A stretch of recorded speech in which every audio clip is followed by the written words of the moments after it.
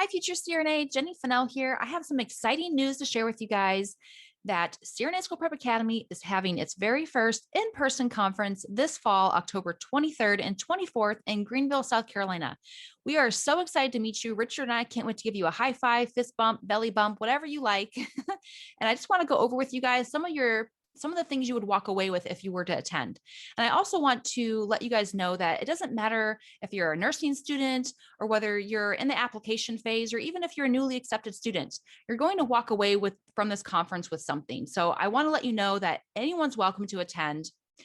We do give special discounts to CRNA School Prep Academy students. So if you're interested in becoming a CRNA School Prep Academy student, you can go ahead and join today and actually get a discount on attending this conference with us. But some of the takeaways that you will get from this conference is you're going to get to network with current nurses and nurse anesthesia students, program staff, and fellow future CRNAs. You're also going to gain a thorough understanding of anesthesia pharmacology. You're going to get actionable methods for managing stress through school. You're going to learn study tips that will allow you to accomplish your academic goals. You're going to create an accountability partnership with someone you meet. Learn more about a program, get insight from a program director's perspective. You're going to get a financial plan for paying for school and paying off your debt. You're going to get a chance to ask current nurse anesthesia students what it's like to be in school. You're going to demystify the application process and stand out as an applicant. You're also going to get a growth mindset lecture that will keep you grounded and empowered to push through the challenges you'll face as an applicant and a student. You're also going to get insight and behind the scenes of a mock interview session. And essentially, you're going to leave with more clarity in your plan and confidence in your preparation. So we really hope to see you there. And if you want more information, in the show notes below, you're going to see the link for events, crnschoolprepacademy.com. And we look forward to meeting you. All right. Hello, everyone. Welcome back to another episode of CRNA School Prep Academy. I'm your host, Jenny Fennell and CRNA. And today we have a very special episode with a very special guest, Nurse Mo. I'm so excited to have you here. Welcome. Thank you. Happy to be here. Yeah. So today, you guys, it's a special episode that really touches close to my own heart, and I'm sure with Nurse Mo as well. And it's imposter syndrome. So I invited Nurse Mo on today to talk about imposter syndrome. For those of you who do not know who Nurse Mo is from her amazing Facebook community, it's called Thriving Nursing Students. And she also has a successful podcast, Straight A Nursing. And I also know that we share a passion for helping students. We also love mentoring. We're both into education. So I really am super excited to have you here as a guest today. And I think that you guys are going to find a lot of value out of today's episode. So be sure to bookmark it, download it right now, because you're going to want to save this one. And then for those of you guys who are not familiar with Nurse Mo, I want her to go ahead and give you a little bit more of a background into who she is and what she's all about. Okay. Thank you, Jenny. So yes, I do a lot of mentoring just like you with students, but I also actually work as a nurse. So I've been doing that for about 10 years. Started out as a new grad in an ICU environment where imposter syndrome basically robbed me of a lot of confidence and opportunity. And after I left that environment, I went to graduate school, decided I really just wanted to focus a lot of my attention on teaching.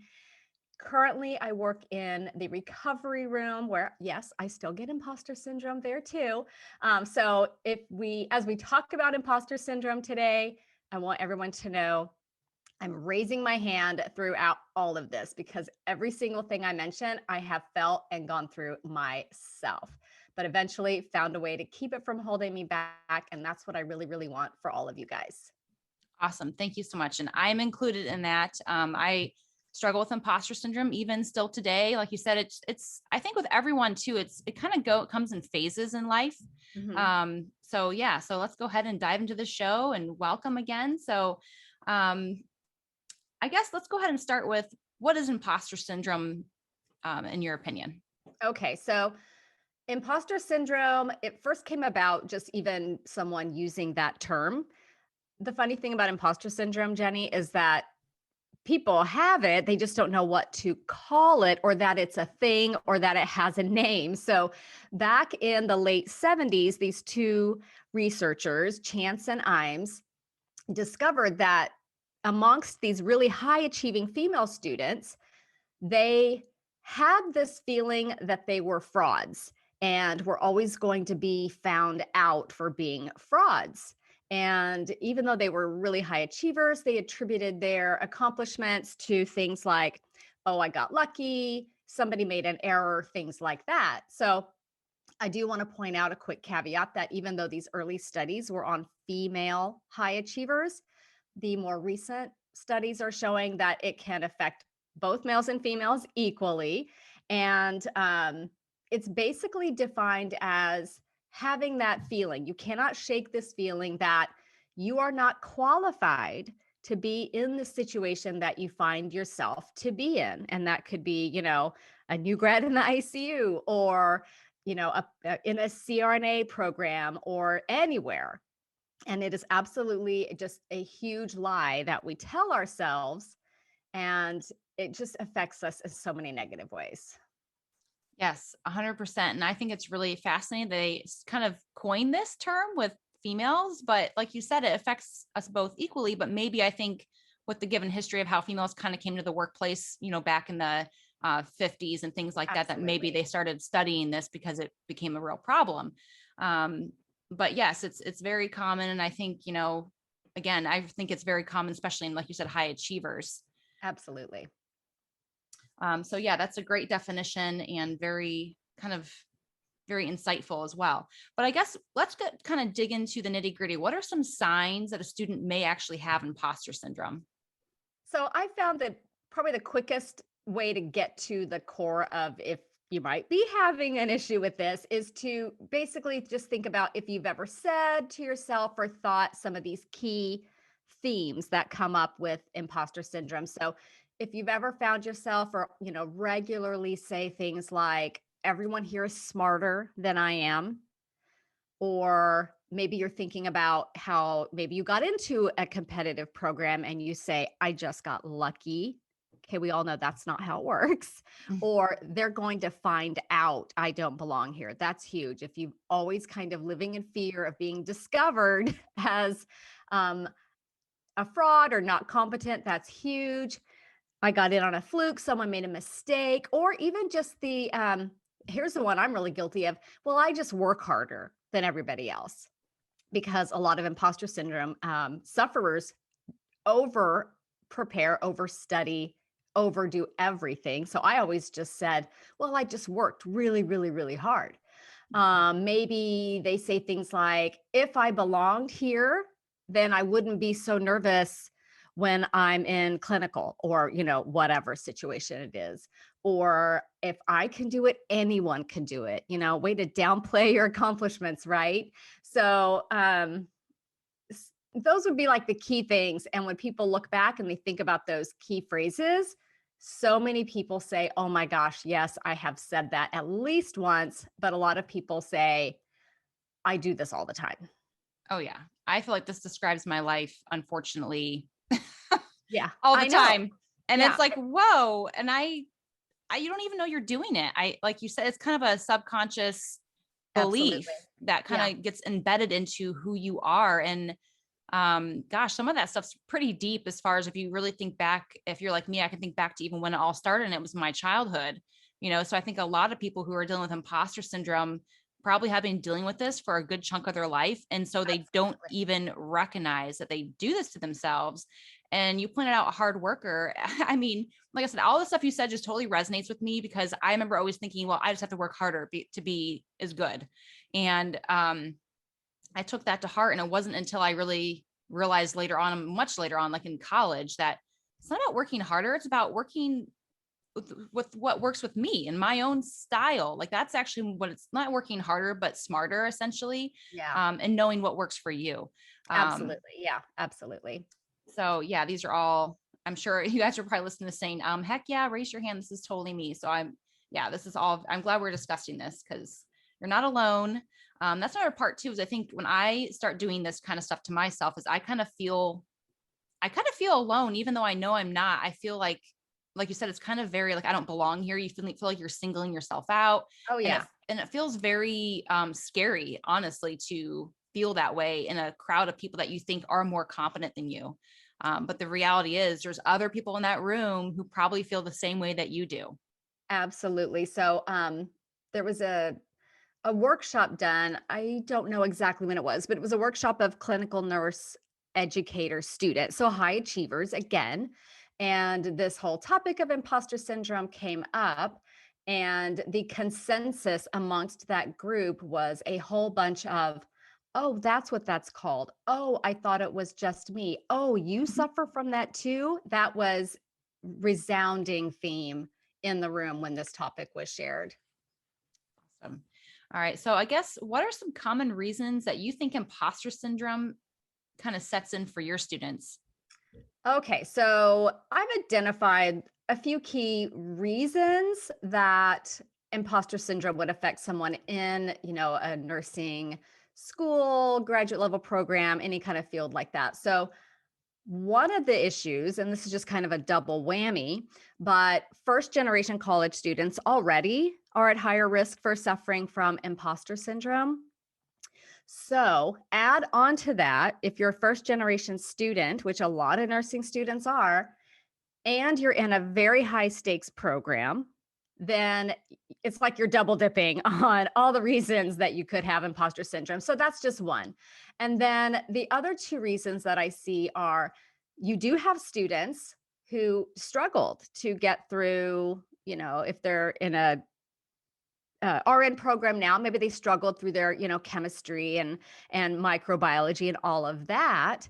And when they get into nursing school, right, they look around and think, well, nobody else had to struggle through physiology like I did. I don't belong here. And especially in a CRNA program where everyone is super bright, but you might have been that student who for you, nursing school itself, your undergrad was really, really tough. Well, guess what? It was probably really tough for everyone, by the way. But Mm. then you get into this very, very high achieving group and think, well, I can't believe, everyone else just seems to have it so much easier. I don't belong here. So there's that. And then on the other side of it is your rock star student.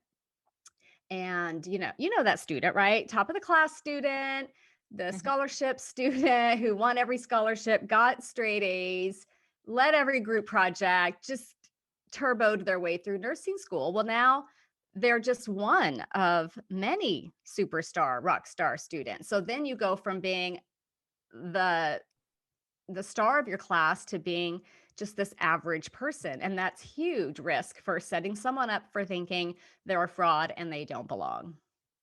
Awesome. All really great points. And I love too how you pointed out, the first generation college student, someone who's in a really high stake program, struggling through your prereqs. Oh my gosh, this hits home because so many students I work with had this has happened to them and they question whether they could do CRNA because their science grades or GPA is not the best.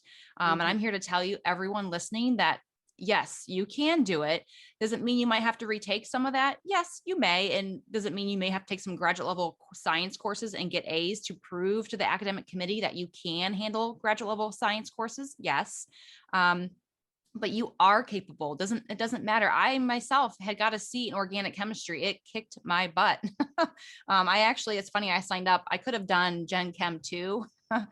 And I was like, well, organic chemistry has less elements. I think it'll be easier. I'm just going to do that.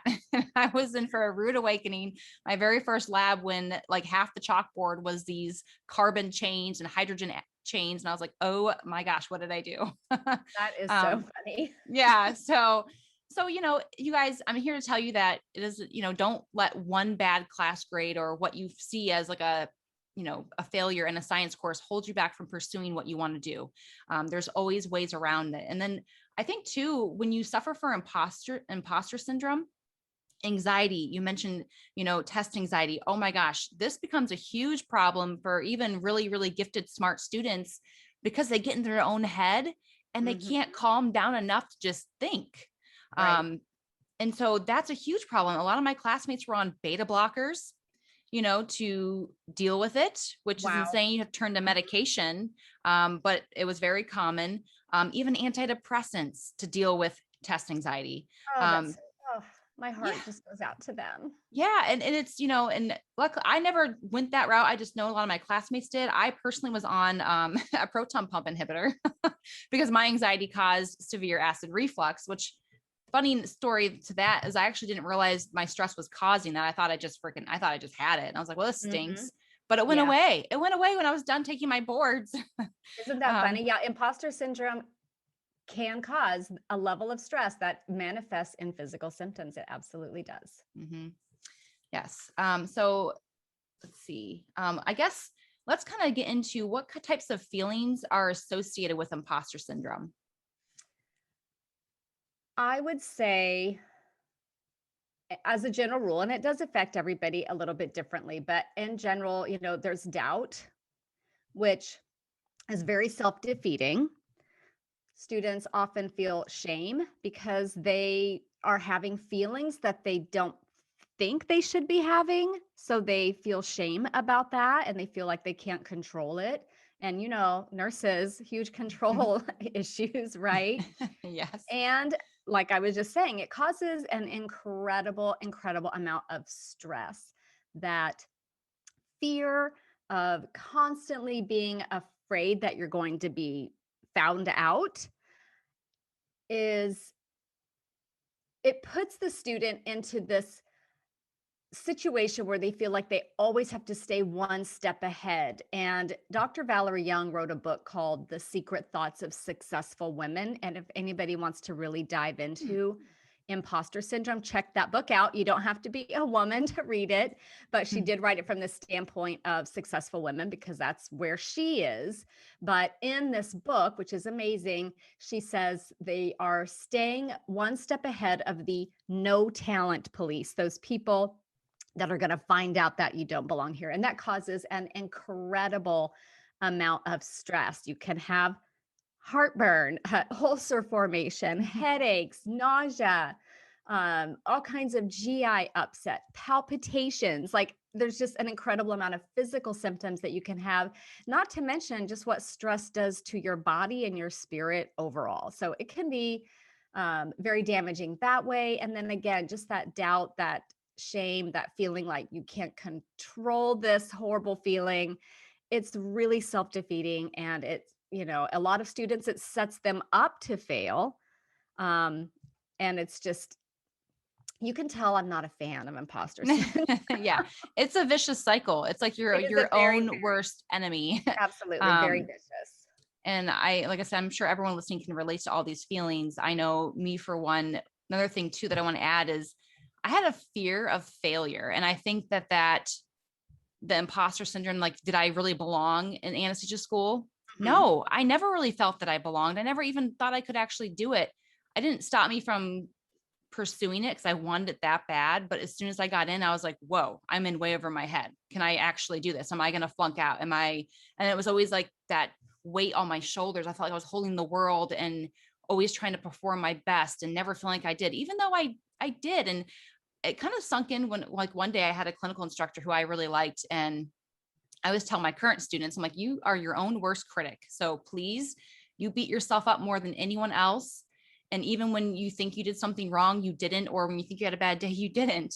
But I had a preceptor who I was just got in my own head that day. And I maybe didn't get my intubation or my peripheral IV or just something silly where I was like, or I didn't know what he asked me. And so I immediately was like, oh, Jenny, you suck. I just was like, see, like, you're not good enough. And that was going on in my head. And so by the end of the day, I felt like I could cry. And obviously I usually would wait till I got home from clinical, and then I usually would cry in the Oh. shower with wine and then go back and do it again. It was like on repeat. And then not that that was healthy, but I was so burnt out that I couldn't get myself back to the pre-burnout phase where I could handle the kind of Mhm. stress. So it was like I said, it was a really bad vicious cycle. And my preceptor looked at me, he's like, why are you beating yourself up? He's like, I told you you did a good job. And I think my reaction to him saying you did a good job today was, oh no, I didn't. And he was just like, why would you Mhm. say that? And I was like, it came out so quickly that I couldn't even catch myself saying it. And it was because I had already predetermined in my mind that I had a bad day and I didn't Mhm. perform my best. Um, and I kind of like looked at him and I'm like, you're right. I don't know. I guess, if you say I had a good day, I should believe I had a good day. And he's like, yeah, he's like, you did excellent. He's like, I enjoy working with you. You always do a nice job. And I'm like, oh, well, so it really kind of shook me a little bit where I now, as a preceptor, I make sure I tell my students that every single day at the end of the day. And Right. I didn't always hear that from my preceptors. And I think, that's why as a clinical preceptor myself, even if it wasn't the best day, even if things were a little sloppy here and there, it's still a good day because guess what? Even as a practicing CRNA, I have sloppy days. I have plenty of sloppy days. And so it's human, it's normal. You're not going to be perfect. There's no such thing. So that's my little rant for today. But yeah, I guess, you guys are not alone. And this is like you said, I don't like it either. The fact that it is so common is unfortunate. But I guess, how can syndrome negatively affect students as they pursue, oh my gosh, look at me. I can't even talk anymore. I'm getting so frazzled by imposter syndrome. But essentially, how can it negatively affect the students as they pursue their goals if they want to become high achievers? Right. So I think a lot of it is because the path that imposter syndrome takes you down in the story you just told, Jenny, is perfect because it really contributes a ton to burnout. So, how that happens is that one of the things that students with imposter syndrome do is they over prepare. And if you are out there and you're in your program and you think everyone else is smarter, everyone else is way more capable, way more talented than you are, well, you need to avoid detection. So you're going to over prepare and over study. And I do this all the time. So if you're doing it, don't feel alone. Like, think about your nursing school. Did you give a presentation or were you going up there and putting on a show? You know what I mean? Like, were you way overdoing it? You won't just take an exam. You have to absolutely crush every single exam, the best ever of everything that you ever do. So you're always setting the bar really, really high for yourself, which is an unreasonable expectation to have, by the way.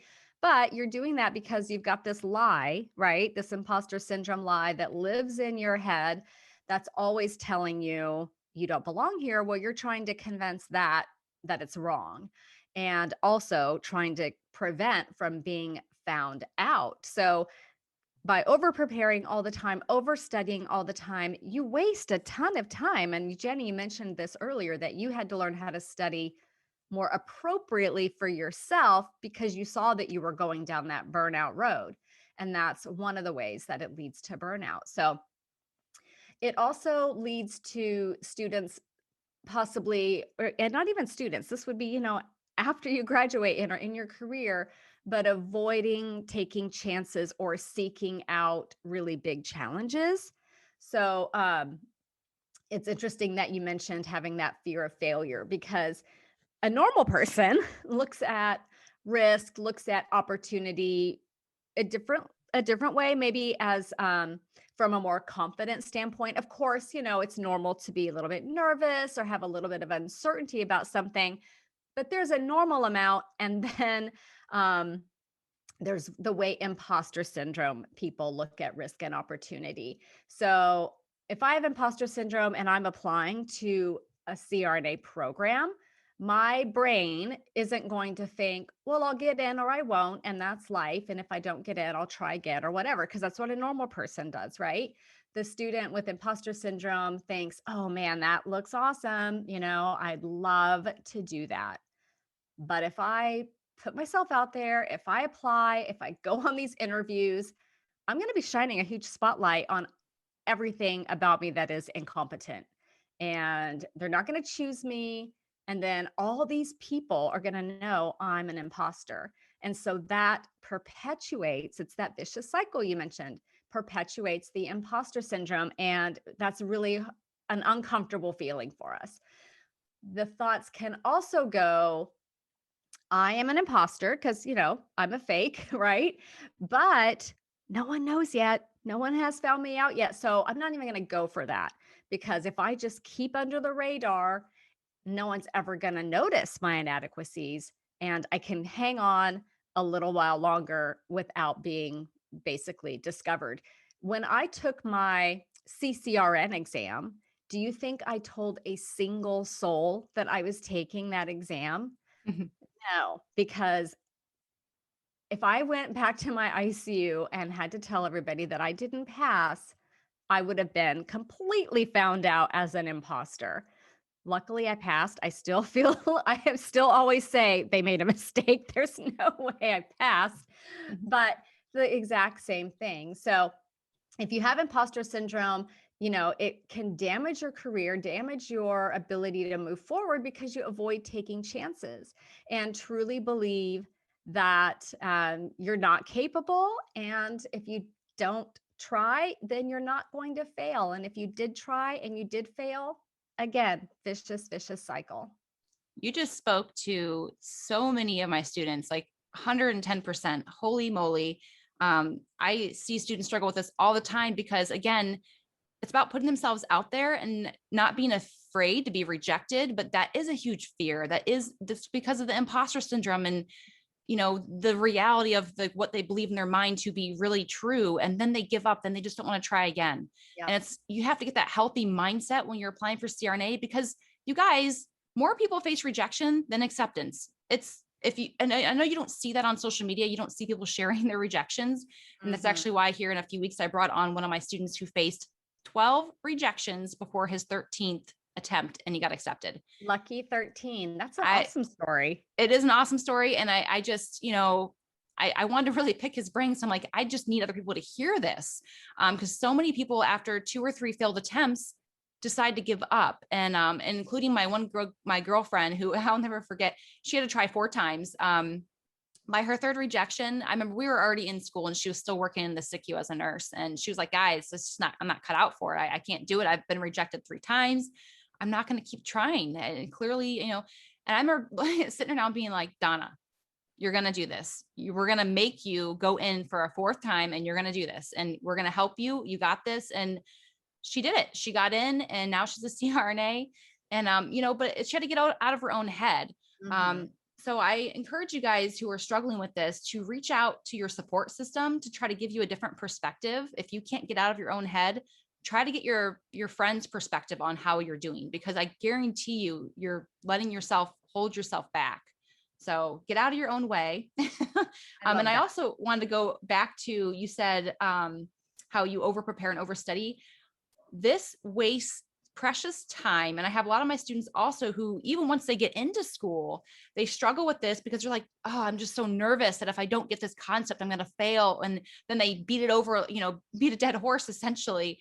And then they don't get other things done. And then they struggle with time management. And it becomes, again, like you're hitting the ground running, you can't keep up. Yeah. And one of the challenges with CRNA school, it's not really the information. Don't get me, you're smart. You get to that point, you are more than capable. If you became a nurse, you can handle CRNA school. It's not the content, it's the volume of content that makes it hard. It's the volume of, like, you got 10 chapters to read this week and all these, you're juggling so much. So time management is really key. So if you waste precious time and overstudy, over prepare when you really don't need to, you could just get by with what you've already done and spend that next hour doing something else, you will struggle. And so I always tell people, even high achievers struggle in CRNA school. And it's not because a straight A student and a 3.2 student can both struggle. People think that just because they have a 4.0, they're going to walk in and breeze through it. It's not the case. And it has to do with this very reason. So I wanted to make sure I pointed that out again. Yes, I love that. And one of the things I tell my students is if you're studying and you're not having consistent, regular aha moments, you're overstudying because you already know the material you're reviewing. So that's just like a quick little check-in. If your brain's not going, aha, every like couple minutes, stop studying, you're done. I love that. That's great. That's great advice. So I guess let's get into, like, what do you think they can do, or we can tell people maybe they can do to take some steps to address these feelings and kind of stop this from creeping up. Okay, so there's a lot, but we'll just boil it down to like some key basic things. So the first thing that I would say a student with imposter syndrome should do is own your accomplishments. Like that awful, what you thought was your awful day with your preceptor. talking to that person later, realizing you actually had a good day and owning that is absolutely huge and flips everything you thought about yourself on its head, right? Mm-hmm. So own your accomplishment. So I always tell students, think of one thing that you are great at, a skill that you are always confident when you're performing it, maybe, or a class that you excelled in, or even if it's something like, I understand the concept of the physiology of gas exchange like nobody's business, like whatever it is, write down one thing. Maybe you make the best sourdough bread in the world, whatever it is, right? Write it down and own that accomplishment. And when you look at that accomplishment as it's written down, catch yourself. If you look at that and you think, well, I did work for 8 months on my sourdough bread starter. No, you make the best sourdough bread in the world. Just own it. Don't apologize for it. Don't make excuses for it. Simply own it. Get into the habit of looking at the things you do well and owning that. So that's the first thing. And then you talked earlier about this, Jenny, getting into your head and all that negative self-talk. We have to put the brakes on that. That is one of the most detrimental things that we do. So we all know that the brain has pathways in it, right? And because of the neuroplasticity of the brain, these pathways develop based on repetition. So when you say something over and over and over again, guess what you're doing? You're building a pathway for that thought. And as I used to always say our brains are lazy, but I reframed that to say our brains work really hard for us. So they're always going to be looking for the path of least resistance. They're going to look for that efficient pathway. So when you make a pathway that says, I'm not good enough to be in a CRNA program, your brain's going to be like, oh, there's that well-worn pathway. I'm going to use that path. And then that becomes your belief about yourself and your actions follow suit. So we have to change how we talk to ourselves absolutely before we really do anything else. So what I have students do is I have them reframe a negative belief. So let's say that you got into organic chemistry, Jenny, and day one, you're thinking, holy cow, I'm not going to be able to do this. You saw all those crazy molecule drawings and it was like a shock to your system, right? So your negative thought about that at the time might have been, I'm never going to learn this stuff, right? Mm-hmm. Well, what happens? Your brain's going to make a pathway that says, I'm never going to learn organic chemistry. And then organic chemistry is going to be really hard because your brain's going to look for things that affirm that belief, right? Mm-hmm. So you have to reframe that statement, but you can't just simply say, I'm great at organic chemistry, because you're probably not.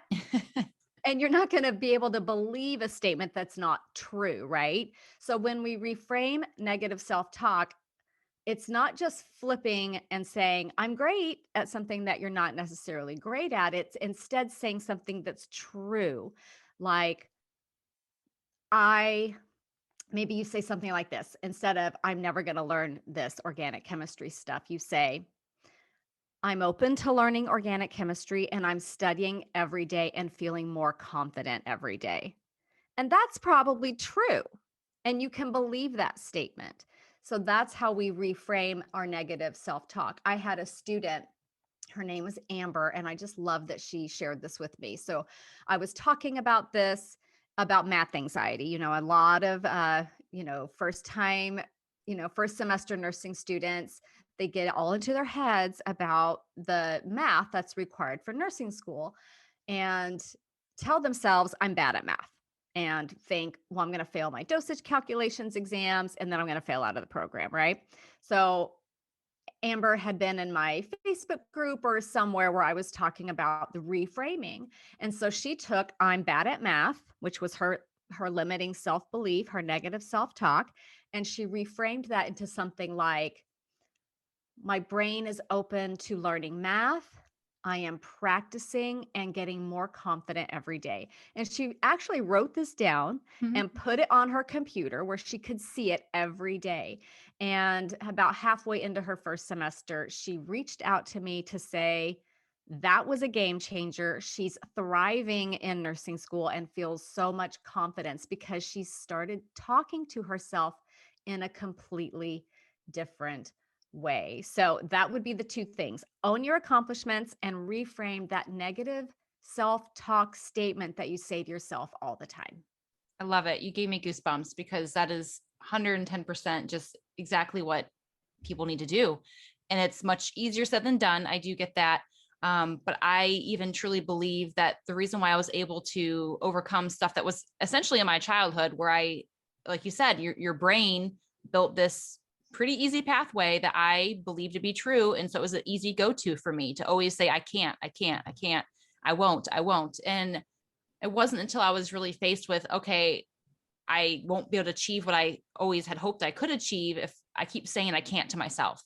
And so for the first time when I was a freshman, I was actually going to my sophomore year in college, I finally started saying I can and I will and I can do this. I love I it. it was practicing, like you said, those positive affirmations, maybe not out loud to my, but I would, when I'd have those self-limiting beliefs and doubts, I would stop myself and say, no, Jenny, you're going to keep working at this and you can learn it. You can do this. And like you said, maybe take something you're good at, and, or at least that you're trying, you're making attempts to learn math, and that you're getting better, like you said, every day that you're attempting to learn. Gosh, that would have been probably a game changer for me in that chemistry class. I didn't start doing that until my sophomore year, but that chemistry class, I barely got a C. I had a C minus. I barely passed. And I guarantee it's because from that day one where I had that limiting belief, I let it be true. Mhm. And it really, and when, and I was never a good student. I was always a BC student, even in high school. But I never got straight A's till I was a sophomore in college. And I swear it's because it's one thing that you just shared, Mo, is the fact that I practice positive affirmation. Wow. Um, and I even tell my students before the interview, you have to just envision success and even if it doesn't go perfectly as planned, that's okay. It's just that envisioning success and accepting that as a reality in your brain, it flips a switch that you just naturally calm down. You naturally believe in yourself. And don't get me wrong, it might not feel perfectly like I had all the confidence in the world, but I promise you, if you just don't do that, you're gonna accept the fact that what your limiting beliefs are, which is I'm not gonna get in, or I'm gonna fail this interview. So you have to just try your best to like knock that out and try to practice saying positive things before you face a really stressful event or a stressful course. I think that's huge. So that's so great. And I love your story because exactly, and this will work for you guys. Mhm. So we've already kind of talked about this a little bit, but I want to hear some percentages. Just how common do you think imposter syndrome is? Well, as I was doing a lot of research on imposter syndrome, it was shocking, Jenny, to be honest. Some estimates were saying up to 70% of people have experienced it at one time or another. And again, it's, across males and females, and it's pretty equal with that. But 70% of people, it just astounds me. So the takeaway with this is I know a bunch of you are listening right now saying, yeah, yeah, yeah, but it really is just me. Nobody else in my program has this. They all act so confident. I guarantee you other people have this. I was talking to some first semester nursing students, and they were so thankful that I had brought this topic up because now they had language around something that they each thought they were suffering from individually, and realized by talking with each other and kind of having that safe environment to talk about it, it was a shared experience. So if you reach out to somebody else and just broach the subject, I pretty confident they're not going to look at you like you have three heads. They're probably going to look at you and say, "Oh my goodness, I have thought that." Maybe not all the time, but at least once they have. So you're definitely, definitely not alone.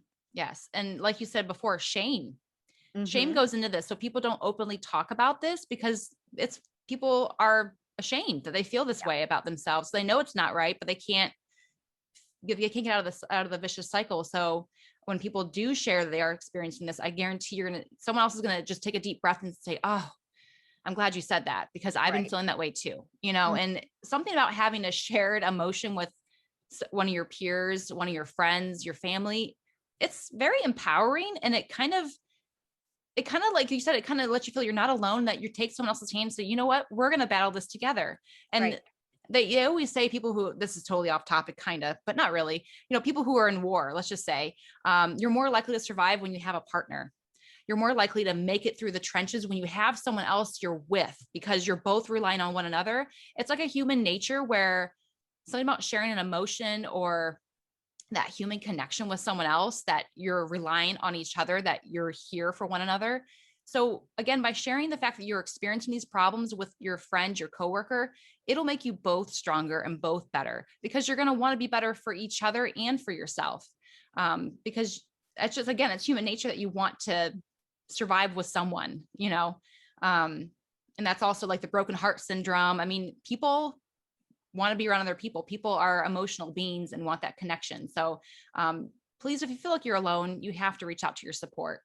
But I guess I want to address too that, people who suffer from imposter syndrome, do you think it is more common? And like, do you think essentially that students, do you really think it means that maybe you're in over your head, essentially? Oh, definitely not, but that's how it feels. Mm-hmm. Like what you mentioned when you started your CRNA program, where you thought, Yeah. holy cow, I'm in over my head, because wow, that's a big deal. It does not mean you're in over your head. Having imposter syndrome, having those feelings of self-doubt, feeling like you're going to be discovered, it's it doesn't mean it's all lies, by the way. It's just a different way of thinking about ourselves. It's not correct. It's skewed and a little bit twisted, and it's an ugly lie, but it does not mean that the person who's having those feelings isn't really bright or really talented or really capable. So, my favorite example of this is this quote by this woman who said this. She said, I have written 11 books, but each time I think, uh-oh, they're going to find out now. I've run a game on everybody and they're going to find me out. And the woman who said that was Maya Angelou, who has won Pulitzer Prizes for her work. So if someone who is that accomplished can think that they're running a game on people and they're going to be found out as an imposter, then you can have those thoughts, but it does not mean you are in over your head. It's just that you have this skewed way of looking at yourself and your accomplishments. Yes, that's awesome. And I also want to state too, it's funny, when I most recently dealt with this, it was actually when I initially launched my mentoring community, the CRNA School Prep Academy. I remember, and I don't know what which one of my students are listening that maybe was around back then when I initially had the Facebook group, and I went on to my students and actually told them that I was experiencing this, and I was in tears because I was like, at the time I was doing it, I hadn't launched yet, and I was actually considering not doing it. And I guess I was just wanting to share the fact that, gosh, you guys, I'm scared. And part of it was not that I just didn't believe in myself or that I was capable, but I just felt like I didn't know anything. I felt like, well, how am I supposed to create an online membership? I don't know anything about tech or WordPress, or like, it was just so many unknowns. And so I think Mm. that also is where imposter syndrome can creep in, when Oh, yeah. maybe you really don't know something, but it doesn't mean you're not capable. And I'll tell you, I mean, it's been a wild ride, I will say, but I've used tons of resources. I mean, I've had to use my resources, but don't be afraid to do something you don't actually know, because that's imposter syndrome saying that you can't learn. That's my brain saying I can't learn. But that was when I was like, no, Jenny, you can learn. And I did learn. And so can you. So even though CRNA school may seem overwhelming, like how am I ever going to know how am I going to know blood gas coefficients and, the dose efficacy curves? Just embrace it. Embrace the uncomfortableness of not knowing, and you'll be okay. I promise you, everyone can learn, yourself included. Kind of a weird question to ask, but do you think imposter syndrome can actually be a good thing? That's a tough one. I, it's hard to say. To a very small degree, doing the high level work that somebody with imposter syndrome does, because we do over prepare, that can produce high level work, but the risk benefit ratio to it, because the huge risk for burning out, the risk for it not taking risks, taking opportunities, I would have to say I would skew it more towards not being a good thing, but I wouldn't attach blame and shame and say it's a bad thing. I don't want students with imposter syndrome to start negatively talking to True. themselves about this. It really just has to do with awareness Mhm. and noticing when those feelings of imposter syndrome come in.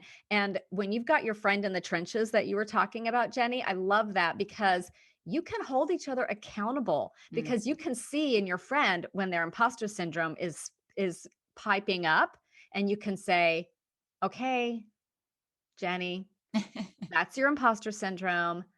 Let's to kind of talk you off the ledge a little bit." So, I would say the only positive thing might be that you are used to producing very high quality work, but be very aware when it's causing you to burn out. Be very aware of when it is keeping you from taking risks. And just with that self awareness, you can look at it very objectively and go on to achieve your goals. Yes, I would agree. And actually, what I was going to say to this, the only positive thing, in my opinion, about imposter syndrome is self-awareness and identifying. Essentially, it's kind of a, it's not, I wouldn't even, like I said, I don't like calling it a weakness, but it's identifying what you're not confident about. It's identifying, and that allows you to address it because you Right. can't And solve a problem. it's Yeah. okay to not be confident in something. You can't Yes. have an expectation that you're going to be amazing at everything. And one thing that students with imposter syndrome do all the time is they apologize for not knowing the Mm, answers. Like when yes. you missed your IV or your intubation that day, you felt so much shame about that. You can't That's a good apologize for point. not knowing the answers. To think that you need to know all the answers or should is the most unrealistic expectation you could ever have about yourself. Yes. And I love that. The apologies. Yeah, people who say I'm sorry over, and you're like, no, you don't need to be sorry about that. And it's because they're in their own head. So Mhm. yeah, so that's probably the only thing is the fact that kind of will bring it to light as long as you're aware, and it will allow you to address those pain points, or those issues that maybe you're facing to allow you to kind of get past them. Right. And then help others too. I think people who have been successful at doing just what you said to identify and to deal with it can then help other people, help. So you see your best friend and, she's beating herself up, and you could be like, okay, I'm going to call your bluff. Like, you need to just, take a chill pill, and you're getting in your own head. So, keeping each other accountable for their emotions. Kind of like, what's one big takeaway, I guess, that you would like to leave with your students on today's episode? Yeah, I would have to say, don't let imposter syndrome define you. Once you've identified it, great. Now it's time to move on, right? So don't let it define you and don't let it hold you back. So catch yourself, have that self awareness, catch yourself when you're saying all those things, right? Why would I apply to that program? Why would I go for that job at that hospital? Why would they choose me? I want you to follow that up with, why not me? Mm, And then objectively look at all the reasons you're qualified and own all of that and realize that, yes, you absolutely could fail to meet this goal. And that's okay. And if you don't meet this goal, it's not because you are a failure, but look at everything you learned from that experience. And just so good. because you fail occasionally, which is completely normal because we're human, that does not mean that you're an imposter. And that would be like the biggest message that I would want people to go home with today. That's amazing. Oh my gosh. So, so good. Again, goosebumps again. That was awesome. I love everything you just said. Cause yes, why not? And then it's about flipping that mindset to not see that rejection or that failure to get put on a wait list or whatever it is as actually being a failure. It's a learning experience. Every attempt is only a learning experience, and you just have to keep pushing forward. Life is full of setbacks and full of disappointments. And if you let every single one get to you, I don't think that sounds too fun. Like, you know, No. I would want to live a different life, so it's all mindset. And so yeah, I think that's a big takeaway, is that this is really a mindset game, which I will also say that I think anything in your brain, I mean, I think of physical illness or physical, something in your brain you live with every day, day in, day out. It's hard to like really ever overcome that. So keep in mind, you guys, this is going to be a daily task to actually work on, because you're going to have your brain for life. It's always going to be here getting in your own way. So it's not like you can work on this for a little bit and then get over it. Unfortunately, even people, like you said, I forget her name already, but the author who had written 11 books and gotten awards, clearly, even though she's been successful her whole life and she still deals with this. So unfortunately, this is here to stay. But it's like you said, being aware. And as long as you're aware, you can at least identify it and work through it. So yeah, absolutely. Well, thank you so much, Nurse Mo. And if you guys, oh my gosh. So also tell the students listening today where they can find you hiding on social media. Okay. Yeah. So lots of different places. You can go to I have a Facebook group for nursing students. It's called Thriving Nursing Students. So come join that group. It's awesome. I also have a podcast that I think Jenny mentioned earlier called Straight A Nursing. Check that out. And then the website is straightanursingstudent.com. If you learn more by reading versus maybe audio listening, then everything that I talk about on the podcast is also there in written format as well. So you can check that out. Yeah. And you have courses too for nursing students. I do. I have a boot camp to help entry-level students set themselves up for success. And that's called Crucial Concepts Boot Camp. And it's open all the time, but I know students are always on a budget. So I always say it does go on sale 3 times a year. So if you're listening to this and it's around July, then there's a sale in July. There's always a sale that starts Black Friday. And then there's one kind of in April, May. So if you're looking for that, you definitely want to check that out. Awesome. That's perfect timing because I believe this is going to air towards the end of June. So July is right around the corner for that. So yay. All right. Well, thank you so much. Thank you. This is fun. We'll do it again. It was super fun. Thanks so much, Jenny. Thank you.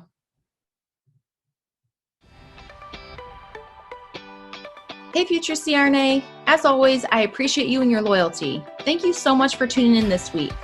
I'd love to hear from you, so screenshot this episode and share it to your IG stories with your biggest takeaway.